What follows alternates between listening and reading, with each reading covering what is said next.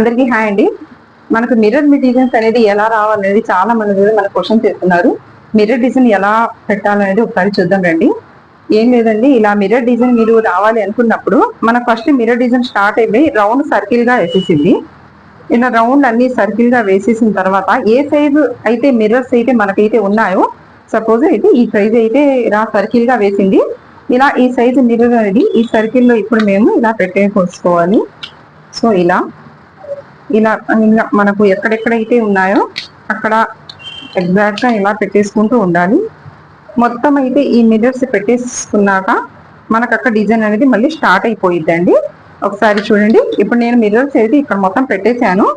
మనకు కావాల్సిన చోట అయితే మన మిర్రర్ డిజైన్ అయితే మళ్ళీ ఆ మిర్రర్ మీద వర్క్ అనేది వచ్చేసింది. సో చాలా ఈజీ ప్రాసెస్, దీనికి టెన్షన్ పడాల్సిన అవసరం అయితే లేదు. ఒకసారి చూడండి ఎలాగైతే పడిందో ఒకసారి చూద్దాం.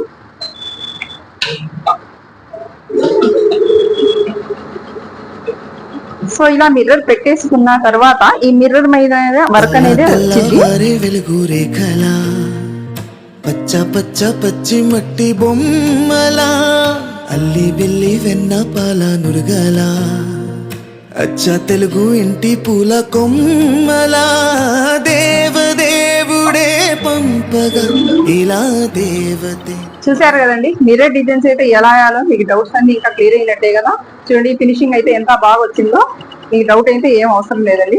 చాలా చక్కగా నీట్ గా పర్ఫెక్ట్ గా మనం అనేది వేసుకోవచ్చు.